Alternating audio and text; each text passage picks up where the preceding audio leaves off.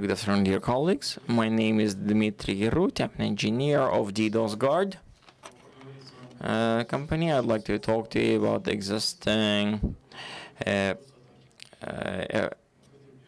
approaches to defend your businesses from DDoS attacks. I would like to talk about, based on our many years of experience, share some information, possibly respond to your questions. Russia, unfortunately, is fourth by the number of DDoS attacks as a result of the first quarter of 2015. If DDoS attacks were mainly the target of large companies or government organizations, today medium-sized and even small businesses are being targeted, and those can be initiated not just on the interest by the competitors, but also just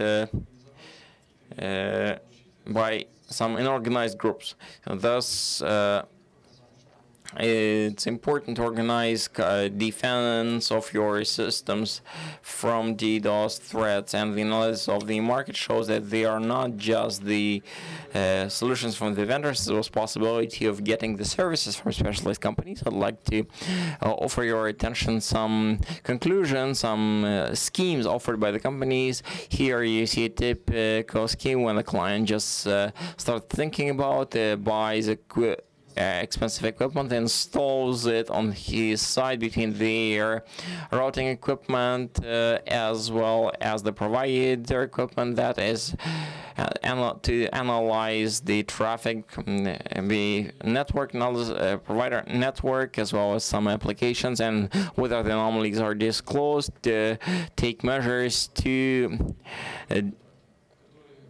diverting unnecessary traffic, getting rid of it, cutting those. It would all be good unless there would be large volumes of attack that might make those resources inaccessible. One of the ways to overcome this drawback that can be a service of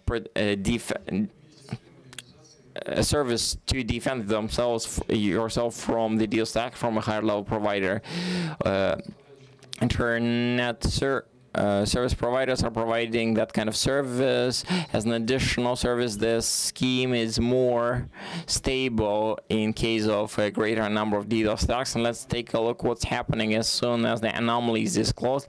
Parasite traffic is being redirected to a specialized center, a clearing center of the network operator, and after the clearing, it is being routed to the client, sent to the client. That leads to a number of desirable aspects, such as routing, especially if the client has sensitive services such as game servers and many other things. There's another nuance that people don't really talk about, but it actually takes place quite often recently. It's a possible overload of peering connections of network of the communication operators, and as you understand, in case of such overload, network operator will be forced to block the client traffic, and thus he will be blocked not just the attacking traffic but also other packages. Implementation defense against DDoS attacks via cloud-based service doesn't have that drawback. Specifics of this scheme is that the clients are getting a geo-distributed filtration system.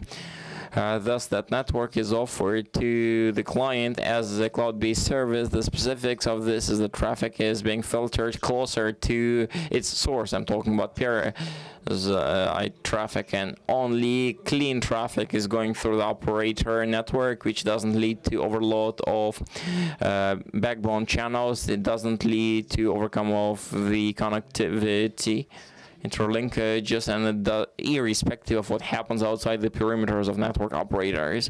One of the advantages of this layout, probably the main advantage of this kind of scheme, is that a cloud-based service can be provided irrespective of what communication, what operator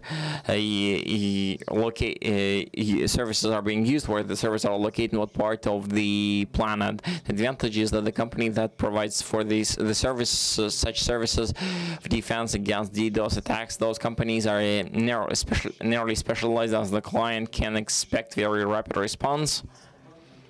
And both standards and non-standard keys can be considered any time in the shortest period of time, as well as those connecting or respecting services can take from 15 minutes to maximum to a number of hours maximum. The drawbacks of these schemes are shown as the network network situation in the process. Two graphs, one in packages per second below, as well as in bits per second above.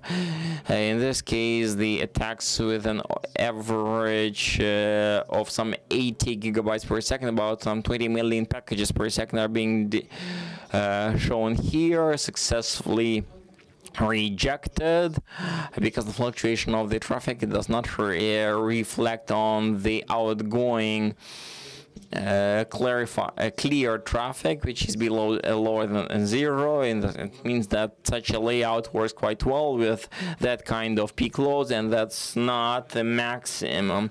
I'd like to also talk with the various color codes are showing that traffic's coming from various parts of the network, from Russia as well as from Europe and other areas. And thus, summarizing my presentation, as of today, our layout shows that the scheme of overcoming DDoS, protecting yourself against DDoS attacks through a cloud-based service, is the most optimal for most clients using internet to conduct their business. Thank you very much for your attention, and I'll be ready to respond to your questions. Thank you. Well, I think that we don't have questions. I have just a quick one. Do you have something right now to answer? Do you have any numbers about what's the average band width for attack? Now, from our observations, May, June, it's more than 100 gigabits per second. 150, it's a norm. So what in 2013 was exceptionally last year quite rare, now became a norm. Yes. Yes, thank you, Dima. I have to make a little remark here about, well, yes, I agree with the presenter completely that the company which provides this kind of services, they are concentrated someplace in the world. Experience shows that this is specialization which is getting a little bit broader, becoming broader, and there is a tendency to get from the pure protection to provide some kind of a package of services, because some technologies connected with the when we have a cloud protection, and we just have to provide some kind of additional services. Some technologies are being developed because some clients need them. And actually, I would say that we cannot speak about narrow specialization. Basically, we have to talk about niche. But of course, the reaction should be very quick to cope with the threats for the company which provides the service. And as for the average speed, we have to mention that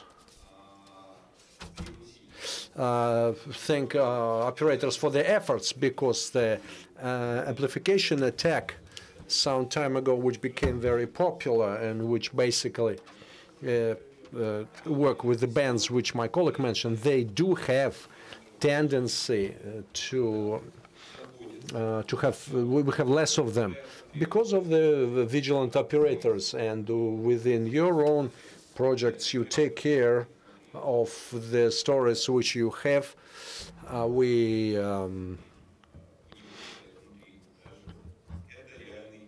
Well, this is a real fact, what we see now. Yes, so we see the little decrease of the intensity of these attacks. Well, thank you.